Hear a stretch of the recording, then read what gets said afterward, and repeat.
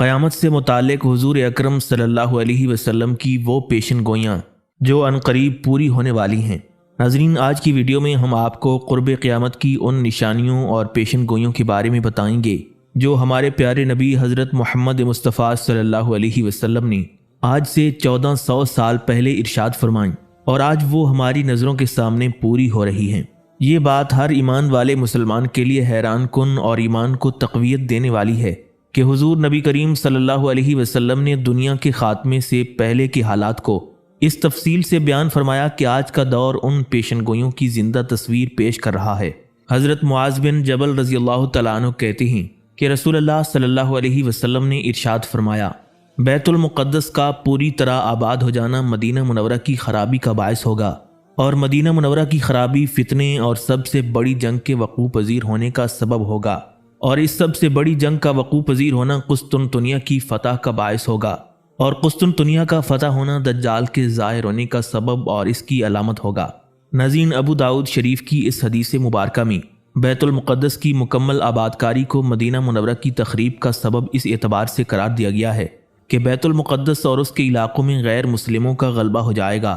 اور وہ اس کے چپے چپے پر قابض ہو جائیں گے۔ جب دشمن خدا بیت المقدس پر چھائیں گے تو ان کی نظریں مدینہ منورہ پر پڑیں گی اور وہ اس پاک شہر کی تخریب کا منصوبہ بنائیں گے، جس کی وجہ سے مدینہ منورہ کے سارے لوگ اپنے شہر سے نکل کر ان دشمنان دین سے جنگ کرنے میں مشغول ہوں گے۔ حضرت ابو ہریرہ رضی اللہ تعالیٰ عنہ سے روایت ہے کہ رسول کریم صلی اللہ علیہ وسلم نے ارشاد فرمایا،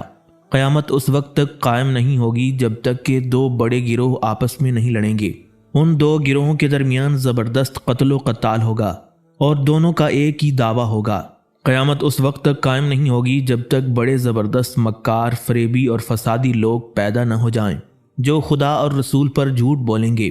ان کی تعداد 30 کے قریب ہوگی اور ان میں سے ہر ایک کا یہ دعویٰ ہوگا کہ وہ خدا کا رسول ہے۔ قیامت اس وقت تک قائم نہیں ہوگی جب تک علم نہ اٹھا لیا جائے گا، جب تک زلزلوں کی کثرت نہیں ہو جائے گی، زمانہ قریب نہیں ہو جائے گا، فتنوں کا ظہور نہیں ہونے لگے گا، اور حرج یعنی قتل و قتال اور لوٹ مار کے واقعات میں اضافہ نہ ہو جائے گا۔ قیامت اس وقت تک قائم نہیں ہوگی جب تک کہ تمہارے پاس مال و دولت کی اتنی کثرت نہیں ہو جائے گی کہ مالدار شخص خیرات لینے والے کی وجہ سے قل کو پریشانی میں مبتلا ہو جائے، یہاں تک کہ وہ مالدار جس شخص کو صدقہ و خیرات لینے والا سمجھ کر اس کے سامنے صدقہ و خیرات کا مال پیش کرے گا تو وہ غنائے قلبی کی سبب یا خود مالدار ہونے کی وجہ سے یہ کہے گا کہ مجھے تمہارے اس صدقہ و خیرات کے مال کی ضرورت و حاجت نہیں۔ قیامت اس وقت تک قائم نہیں ہوگی جب تک کہ لوگ وسیع اور لمبی چوڑی عمارتوں کے بنانے پر فخر نہ کرنے لگیں، اور جب تک کہ آدمی کسی قبر کے پاس سے گزرتا ہوا یہ نہ کہنے لگے کہ کاش میں اس کی جگہ ہوتا۔ قیامت اس وقت تک قائم نہیں ہوگی جب تک کہ آفتاب مغرب کی طرف سے طلوع نہ ہوگا، چنانچہ آفتاب مغرب کی طرف سے نکلے گا اور لوگ اس کو دیکھیں گے تو سب ایمان لے آئیں گے اور آخرت کا امر ظاہر ہو جائے گا۔ بس یہ وقت ایسا ہوگا جب کسی بھی ایسے شخص کو اس وقت اس کا ایمان لانا نفع نہیں دے گا جس نے اس دن سے پہلے ایمان قبول نہیں کیا ہوگا، اور نہ کسی شخص کو اس وقت اپنے ایمان کی حالت میں نیک کام کرنا فائدہ پہنچائے گا اگر اس نے اس دن سے پہلے نیک کام نہیں کیا ہوگا۔ اور اس میں کچھ شک نہیں کہ قیامت اس طرح قائم ہوگی، یعنی پہلا سور جو قیامت کی ابتدا ہوگی اس طرح اچانک پھونکا جائے گا کہ دو شخصوں نے اپنا کپڑا خرید و فروخت کے لیے کھول رکھا ہوگا، اور وہ نہ اس کی خرید و فروخت کر چکے ہوں گے اور نہ اس کو لپیٹ کر رکھ سکے ہوں گے کہ اسی حالت میں قیامت آ جائے گی۔ بلا شبہ قیامت اس طرح قائم ہوگی کہ ایک شخص اپنی اونٹنی کے دودھ کے ساتھ واپس آیا ہوگا، یعنی اونٹنی کا دودھ لے کر اپنے گھر آیا ہوگا اور اس دودھ کو پینے نہ پایا ہوگا کہ قیامت آ جائے گی۔ بے شک قیامت اس طرح قائم ہوگی کہ ایک شخص اپنے حوض کو درست کرتا ہوگا اور پھر اپنے جانوروں کو اس حوض سے پانی نہ پلانے پایا ہوگا کہ اسی دوران قیامت آ جائے گی۔ قیامت اس طرح قائم ہوگی کہ ایک شخص نے منہ میں رکھنے کے لیے لقمہ اٹھایا ہوگا اور وہ اس لقمے کو کھانے نہ پایا ہوگا کہ قیامت آ جائے گی۔ ناظرین، حضور نبی اکرم صلی اللہ علیہ وسلم کی بیان کردہ قیامت کی بڑی نشانی، لوگ بلند و بالا عمارتیں بنانے میں ایک دوسرے پر سبقت کریں گے، آج ہمارے سامنے پوری ہوتی ہوئی نظر آ رہی ہے۔ آج کے زمانے میں مالدار لوگ بڑے بڑے مکانات اور بلڈنگز بنانا فخر کی بات سمجھتے ہیں اور کئی منزلہ اونچی عمارت کھڑی کر کے اپنی جھوٹی شان و شوکت ظاہر کرتے ہیں، یہاں تک کہ وہ اس مقصد کے لیے عبادت گاہوں اور رفاہی عمارتوں اور قبرستانوں تک کو مسمار اور زمین دوز کرنے سے گریز نہیں کرتے اور ان کی جگہ پر اپنی عشرت گاہیں، سیر و تفریح کے مراکز اور باغ باغیچے بناتے ہیں۔ قیامت کے قریب لوگ یا تو دینی معاملات میں غم و فکر کی وجہ سے یا آفات اور بلاؤں کی زیادتی کی وجہ سے قبر کو دیکھ کر احساس دل اور آخرت میں یقین رکھنے والے لوگ یہ کہنا شروع کر دیں گے کہ کاش ہم اس دنیا میں ہی نہ ہوتے اور ان قبروں میں پڑے ہوتے تاکہ ہمیں ان آفات اور بلاؤں کو دیکھنا نصیب نہ ہوتا۔ بخاری و مسلم کی حدیث شریف ہے، حضرت ابو ہریرہ رضی اللہ تعالیٰ عنہ کہتے ہیں کہ رسول اللہ صلی اللہ علیہ وسلم نے ارشاد فرمایا، قیامت اس وقت تک نہیں آئے گی جب تک تم اس قوم سے جنگ نہیں کر لو گے جن کی پاپوشیں بالدار چمڑے کی ہوں گی، اور جب تک تم ترکوں سے جنگ نہیں کر لو گے جن کی آنکھیں چھوٹی، چہرے سرخ اور ناکیں بیٹھی ہوئی ہوں گی، گویا ان کے منہ چمڑے کی تہ بتہ ڈھال کی طرح ہوں گے۔ اس حدیث مبارکہ میں ترکوں سے مراد وہ لوگ ہیں جن کا سلسلہ نسب یافس بن نو سے چلا جاتا تھا۔ ان لوگوں کے مورث اعلیٰ کا نام ترک تھا، اس سے پوری قوم کو ترک کہا جانے لگا۔ یہ وہی قوم ہے جس کو منگول یا تاتاری بھی کہا جاتا ہے۔ بخاری شریف کی ایک اور حدیث میں ان لوگوں کے علاقے اور حلیے کے بارے میں اس طرح بیان کیا گیا ہے۔ حضرت ابو ہریرہ رضی اللہ تعالیٰ عنہ سے روایت ہے کہ رسول اللہ صلی اللہ علیہ وسلم نے ارشاد فرمایا، قیامت اس وقت تک نہیں آئے گی جب تک تم خوز اور کرمان کے لوگوں سے جو کہ اہل عجم میں سے ہیں جنگ نہیں کر لو گے۔ ان لوگوں کے چہرے سرخ، ناک بیٹھی ہوئی اور آنکھیں چھوٹی چھوٹی ہوں گی، اور چہرے اس طرح ہوں گے جیسے تہ بتہ چمڑے کی ڈھال ہوتی ہے، اور ان کی پاپوشیں بالدار چمڑے کی ہوں گی۔ حضرت ابو ہریرہ رضی اللہ تعالیٰ عنہ کہتے ہیں کہ رسول اللہ صلی اللہ علیہ وسلم نے ارشاد فرمایا، قیامت اس وقت تک قائم نہیں ہوگی جب تک کہ مسلمان یہودیوں سے نہ لڑ لیں گے۔ چنانچہ اس لڑائی میں مسلمان یہودیوں کو بڑی مار ماریں گے، یعنی ان پر غالب آ جائیں گے، یہاں تک کہ یہودی پتھر اور درخت کے پیچھے چھپتا پھرے گا، اور وہ پتھر اور درخت یہ کہے گا کہ اے مسلمان، اے خدا کے بندے، ادھر آپ، میرے پیچھے یہودی چھپا بیٹھا ہے، اس کو مار ڈال، مگر غرقد ایسا نہیں کہے گا کیونکہ وہ یہودیوں کا درخت ہے۔ حضرت ابو ہریرہ رضی اللہ تعالیٰ عنہ کہتے ہیں کہ رسول اللہ صلی اللہ علیہ وسلم نے ارشاد فرمایا، قیامت اس وقت تک قائم نہیں ہوگی جب تک کہ رومی اعماق یا دابق میں نہیں آ دھمکیں گے، اور پھر مدینہ والوں کا ایک لشکر ان کے مقابلے کے لیے نکلے گا جس میں اس دن یعنی اس وقت کے روئے زمین کے سب سے بہتر لوگ شامل ہوں گے۔ جب لڑائی کے لیے صف بندی ہوگی تو رومی یہ کہیں گے کہ ہمارے اور ان لوگوں کے درمیان جو ہمارے لوگوں کو قید کر کے لائے ہیں جگہ خالی کر دو تاکہ ہم ان سے لڑیں،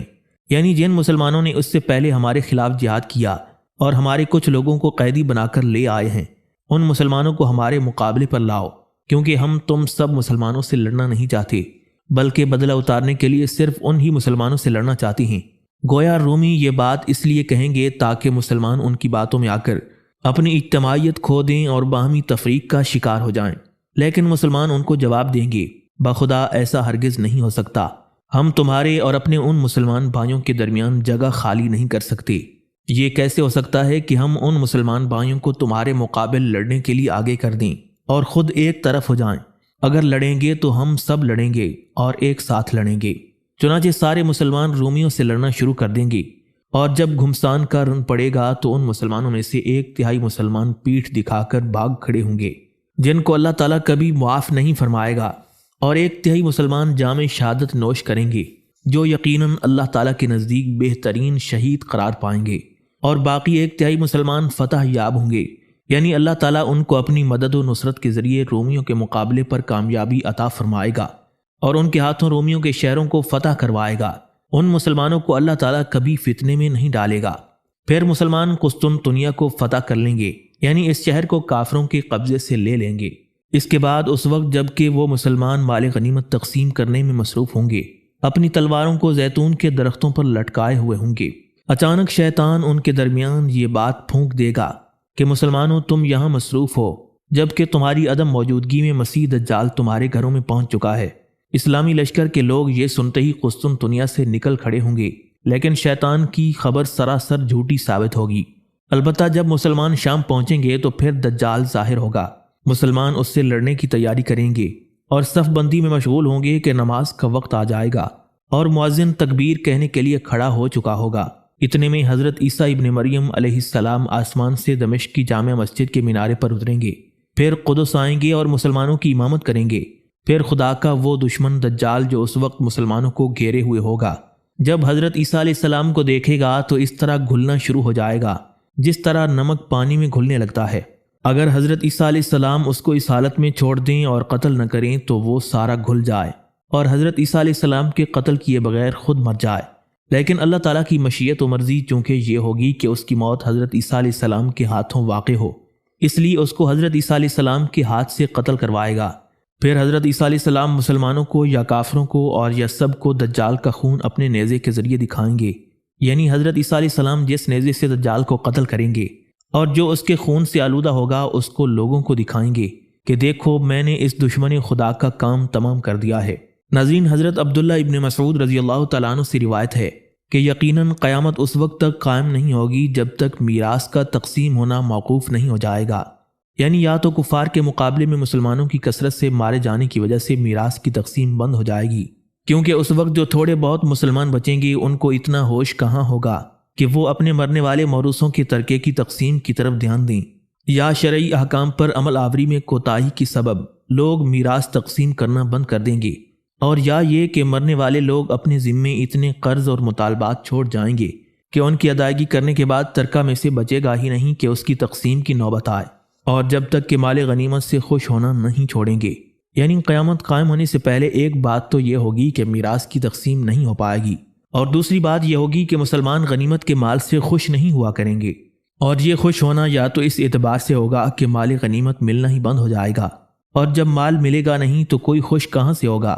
اور یا خوش نہ ہونے سے مراد یہ ہے کہ جو لوگ مال غنیمت کی حفاظت و تقسیم کے ذمہ دار ہوں گے وہ خیانت و بددیانتی کا ارتکاب کرنے لگیں گے، جس کی وجہ سے مال غنیمت ایماندار اور بددیانت لوگوں کے لیے کسی خوشی کا باعث نہیں ہوگا۔ پھر حضرت عبداللہ ابن مسعود رضی اللہ تعالیٰ عنہ نے ان دونوں باتوں کی حقیقت کو واضح کرنے اور صورت واقعہ کو ظاہر کرنے کے لیے بیان کیا کہ دشمن یعنی کافر اہل شام سے لڑنے کے لیے فوج اور طاقت جمع کریں گے، ادھر مسلمان بھی ان کافروں سے مقابلے کے لیے لشکر اور طاقت جمع کریں گے۔ دشمن سے مراد رومی ہیں، چنانچہ مسلمان اپنے لشکر میں کچھ فوج منتخب کر کے آگے بھیجیں گے تاکہ وہ جنگ کرے اور مر جائے، اور اگر واپس آئے تو فتح یاب اور غالب ہو کر آئے۔ پس دونوں طرف کے لشکر ایک دوسرے کے خلاف نبرد آزما ہو جائیں گے اور جنگ شروع ہو جائے گی، یہاں تک کہ دونوں لشکروں کے درمیان رات حائل ہو جائے گی اور جنگ کو روک دے گی۔ نیز دونوں فریق اپنے اپنے ٹھکانوں میں واپس آ جائیں گے اور ان میں سے نہ کوئی غالب اور فتح یاب ہوگا اور نہ کوئی مغلوب اور مفتوح ہوگا۔ البتہ دونوں طرف کی فوج کے وہ چیدہ اور منتخب دستے جو لڑنے کے لیے آئے ہوں گے فنا ہو جائیں گے، یعنی تمام فوجی اپنے اپنے ٹھکانوں پر واپس آ جائیں گے۔ اس طرح اس دن کی جنگ میں دونوں فریق برابر رہیں گے، نہ کوئی غالب ہوگا نہ کوئی مغلوب۔ پھر دوسرے دن مسلمان ایک دوسرے لشکر کو منتخب کر کے آگے بھیجیں گے تاکہ وہ جنگ کرے اور مر جائے، اور واپس آئے تو فتح یاب ہو کر آئے۔ پس دونوں طرف کی فوجیں اپنے اپنے ٹھکانوں پر واپس آ جائیں گی، یہاں تک کہ دونوں لشکروں کے درمیان رات حائل ہو جائے گی اور دونوں طرف کی فوجیں اپنے اپنے ٹھکانوں پر واپس آ جائیں گی، ان میں سے نہ کوئی غالب ہوگا نہ کوئی مغلوب۔ البتہ دونوں طرف کی فوج کے وہ چیدہ دستے جو لڑنے کے لیے آگے گئے ہوں گے فنا کے گھات اتر جائیں گے۔ پھر تیسرے دن مسلمان ایک اور لشکر کو منتخب کر کے آگے بھیجیں گے تاکہ وہ جنگ کرے اور مر جائے، اور اگر واپس آئے تو فتح یاب ہو کر آئے۔ پس دونوں طرف کے لشکر ایک دوسرے کے خلاف نبرد آزما ہو جائیں گے یہاں تک کہ شام ہو جائے گی، اور دونوں طرف کے وہ چیدہ دستے جو لڑنے کے لیے آگے گئے ہوں گے فنا کے گھاٹ اتر جائیں گے۔ اور پھر جب چوتھا دن ہوگا تو مسلمانوں کے باقی ماندہ فوج کفار سے جنگ کے لیے نکل کھڑی ہوگی، اور اللہ تعالیٰ ان مسلمانوں کے ہاتھوں کفار کو شکست دلوائے گا۔ بہرحال چوتھے دن بھی نہایت سخت اور خوفناک جنگ ہوگی۔ اس دن مسلمان جان توڑ کر لڑیں گے، اور ایسا لڑیں گے کہ اس طرح کی لڑائی دنیا نے پہلے کبھی نہیں دیکھی ہوگی، یہاں تک کہ اگر کوئی پرندہ لشکر والوں کے اوپر سے گزرنا چاہے گا تو ان کو پیچھے نہیں چھوڑ پائے گا، یعنی ان سے آگے نہیں گزر سکے گا کہ مر کر زمین پر گر پڑے گا۔ مطلب یہ کہ اس لڑائی میں اس کثرت سے لوگ مارے جائیں گے کہ پورا میدان جنگ لاشوں سے پٹا پڑا ہوگا، اور اگر کوئی پرندہ ان لاشوں کے اوپر سے گزر کر جانا چاہے گا تو آگے نہیں جا پائے گا، بلکہ لاشوں کے ناقابل برداشت بو کی وجہ سے مر کر گر پڑے گا۔ یا یہ کہ وہ میدان جنگ اتنا وسیع اور طویل ہوگا کہ اگر کوئی پرندہ اس کے ایک سرے سے اڑ کر دوسرے سرے تک جانا چاہے گا تو نہیں جا پائے گا، بلکہ اڑتے اڑتے تھک جائے گا اور مر کر گر پڑے گا۔ پھر جب ایک باپ کے بیٹے یعنی کسی ایک خاندان یا کسی ایک سلسلے کے لوگ کہ جن کی تعداد 100 ہوگی اپنوں کو شمار کرنا شروع کریں گے تو ان میں سے صرف ایک ہی مل پائے گا، یعنی جنگ ختم ہونے کے بعد باقی ماندہ لشکر کے لوگ جانی نقصان کا جائزہ لینا شروع کر دیں گے۔ چنانچہ ہر شخص اپنے اقارب اور متعلقین کو شمار کرے گا تو اسے معلوم ہوگا کہ اگر اس کے اقارب اور متعلقین 100 کی تعداد میں جنگ میں شریک ہوئے تھے تو ان 100 لوگوں میں سے ایک ہی شخص زندہ بچا ہے، باقی سب جنگ میں کام آ گئے ہیں۔ حاصل یہ کہ اس جنگ میں جانی نقصان اس کثرت سے ہوگا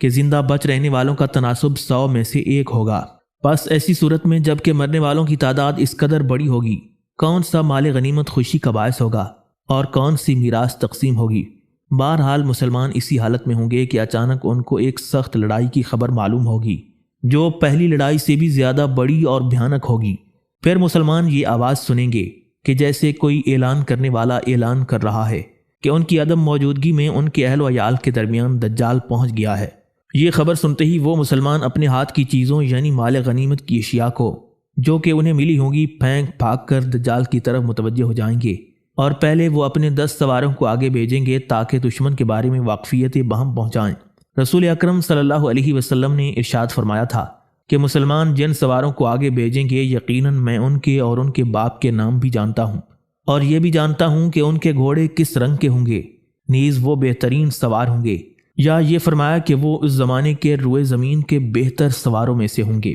ناظرین، حضرت عوف ابن مالک رضی اللہ تعالیٰ عنہ کہتے ہیں کہ غزوہ تبوک کے دوران ایک دن میں حضور نبی علیہ الصلوۃ والسلام کی خدمت میں حاضر ہوا۔ اس وقت تاجدار کائنات صلی اللہ علیہ وسلم چمڑے کے خیمے میں تشریف رکھتے تھے۔ آپ نے فرمایا تم قیامت آنے سے پہلے 6 چیزوں کو شمار کرو، یعنی ان 6 چیزوں کو قیامت کی علامتوں سے جانو کہ قیامت آنے سے پہلے 6 چیزیں ضرور ہوں گی۔ ایک تو میری موت کے جب تک میں تمہارے درمیان موجود ہوں قیامت نہیں آئے گی۔ دوسری بیت المقدس کا فتح ہونا، یعنی جب تک بیت المقدس مسلمانوں کے ہاتھوں سے فتح نہیں ہو جائے گا اس وقت تک قیامت نہیں آئے گی۔ تیسری عام وبا جو تم میں بکریوں کی بیماری کی طرف پھیلے گی۔ چوتھے لوگوں کے پاس مال و دولت کا اس قدر زیادہ ہونا کہ اگر ایک آدمی کو 100 دینار بھی دیے جائیں گے تو ان کو حقیر اور کم تر جانے گا اور اس پر ناراض ہوگا، یعنی مال و دولت کی اس قدر ریل پیل ہوگی کہ کسی کی نظر میں بڑی سے بڑی رقم کی بھی کوئی اہمیت نہیں ہوگی۔ چنانچہ حضور نبی اکرم صلی اللہ علیہ وسلم کی یہ پیش گوئی سب سے پہلے حضرت سیدنا عثمان غنی رضی اللہ تعالیٰ عنہ کی دور خلافت میں پوری ہوئی، جبکہ مسلمانوں میں مال و دولت کی زبردست ریل پیل ہو گئی تھی۔ 5ویں فتنے اور آپ کی مخاصمت و مخالفت کا اس قدر پھوٹ پڑنا کہ عرب کا کوئی گھر باقی نہیں بچے گا جس میں اس فتنے کے برے اثرات نہ پہنچیں۔ علماء نے لکھا ہے کہ اس پیش گوئی کا مصداق حضرت سیدنا عثمان غنی رضی اللہ تعالیٰ عنہ کا سانحہ شہادت ہے، یا فتنے سے مراد ہر وہ فتنہ اور برائی ہے جس کا ظہور حضور نبی علیہ الصلوۃ والسلام کے بعد ہوا،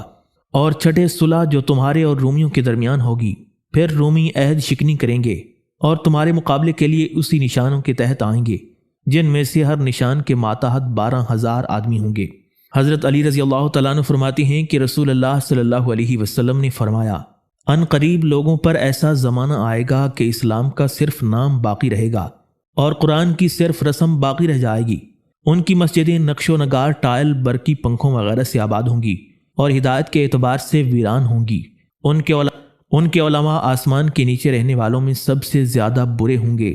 ان علماء سے فتنے پیدا ہوں گے اور پھر ان میں واپس جائیں گے۔ حضرت انس بن مالک رضی اللہ تعالیٰ عنہ فرماتے ہیں کہ رسول اللہ صلی اللہ علیہ وسلم نے ارشاد فرمایا قیامت کی نشانیوں میں سے ایک یہ بھی ہے کہ لوگ مسجدیں بنا کر فخر کریں گے۔ آج کل ہم سب کی یہی حالت ہے۔ اللہ رب العزت ہم سب کو ہدایت عطا فرمائے اور صراط مستقیم پر چلنے کی توفیق عطا فرمائے۔